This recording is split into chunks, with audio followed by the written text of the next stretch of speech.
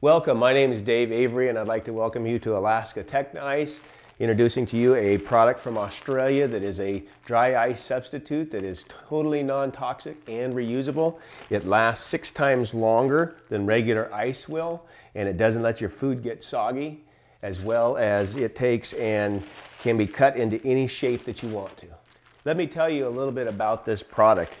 It is a 4-ply product, and 4-ply means that you have 2 outer edges that are really shiny and slick. That way it can be cleaned up and extremely durable. And then an inner woven fabric which makes it tougher to even puncture. You can't cut it, you can't tear it. The only thing you might do is put a hole in it. And then inside there is a polyacrylate polyalcohol copolymer that is what expands when it's hydrated. So let me take and cut a section off for you so you can see how those 4 layers hold this together and the polymer that's inside. So when you look at this, you can see there is 4 separate layers. You're going to see this chemical, and you can see it coming out there, right? And as water gets in there and mixes with that, it expands and it makes a refrigerant. This refrigerant can go down to minus 190 degrees Celsius, and it can also take and be heated up to over 200 degrees. Before you get ready to hydrate this product, this wonderful product that gets down to minus 190 degrees, you have to decide, do you want to keep it a full sheet like this to use in your cooler, maybe to use on your back? That's one choice. Or you may decide, you might want to cut it lengthwise down the middle. This might be something for an ankle or for your neck, something like that to keep you warm or cold. You could do this size. Or maybe this one, you've got a small little cooler that you take back and forth to lunch and you want to use that. I do have put these in my girls' lunch boxes. So you need to decide a little bit ahead of time what size shape you'd like to keep these. Do you want to keep some of them in the freezer or in the fridge for immediate use? Now to turn this into this, we need to first get some warm water, not hot water, but some warm water. And you can do it in a kitchen sink. When I'm doing 10 or 20 of them, I take and I do it in my garage, in the garage sink, and I can do 20 at a time. The goal is to have, again, not hot, but good warm water. It just simply increases or lessens the time, but it increases the hydration of the product. So all you're going to do once you've got your warm water in there is you're going to take your sheet, you're going to put it underwater, and you're just going to agitate each of those cells. I get it started, I get that polymer activated, and it starts absorbing water. And I can feel in between my fingers right now, I can feel that water getting in there because it's starting to get a little poofy, and I'm just scrunching each one. And once you feel like you've got each one started, that one's getting pretty big, and they'll activate at different speeds just because of the way the chemical is. But once it gets scrunched like that, what I do is I'll take something, and in this case, just for purpose of demonstration, I'm going to take a cookie sheet or a cookie rack and put it on the top. And that's actually heavy enough right there that it sinks it down to the bottom, and now it's going to be submerged. And what I'll do is I'll leave and I'll come back in 15 minutes later, and I'll take a look and make sure each one of those cells has started to hydrate.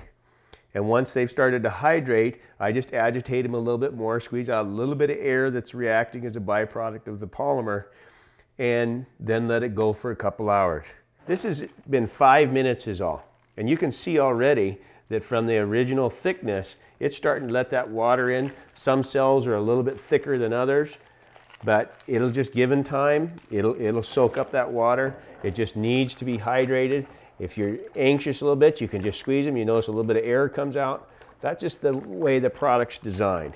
Just want to remind you, we started out with this product, and a couple hours later, we now have this product, and this thing is now ready to hydrate, or ready to stick in the freezer. So what I generally do is I shake off the water, I put it on a towel. I'll do the same with these little ones. See, they've already hydrated as well. Same with that little one there. And now what I'll do is I'll let that sit for a while until it dries off. If you're in a rush, you can take a paper towel and dry it, because if you don't, what's going to happen is you stick that in the freezer, you're just going to have that frost. on your, and that's not what you want. We don't want our food getting moist.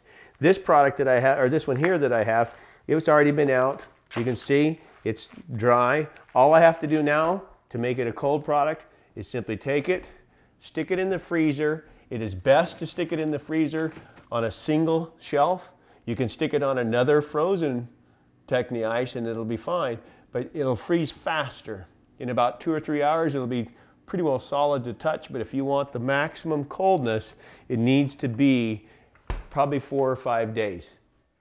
Now I'd like to just share with you some of the uses for this product. The product that, or this use that I see the most for Alaskans is primarily the use in coolers. Whether your cooler is a small cooler, day cooler, or even a 5-day cooler or longer. What you need to remember is that these sheets are designed, and they recommend in Australia, that for every 8 quarts, you need 1 full sheet of frozen Techni Ice. And it's real important that you freeze this as low as possible. When I get ready to go fishing, I'll take in a week before, turn my freezers down as low as they'll go, and they'll get down to -18, -20 degrees Celsius. That means that the product that I'm putting in there is going to be that cold already. And when you get ready to put your stuff in a cooler, like in this cooler here, it's so much better if the stuff is already cold. These pops have been in the freezer, or in the fridge, and I've got them nice and cold.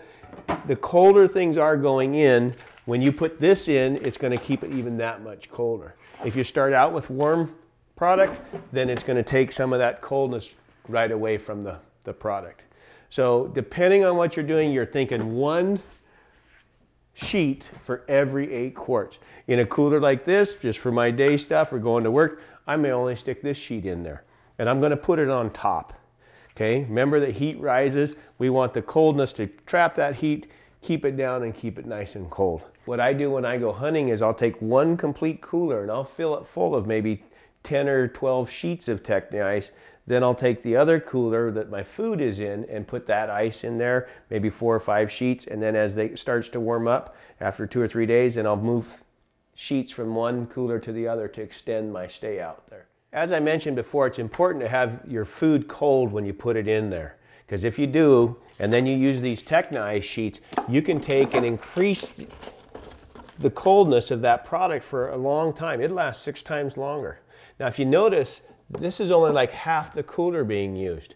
And you're going to be trying to keep that airspace cold. What I like to do, and I've got a product that I use, that you just put that in there, and that's foam insulation.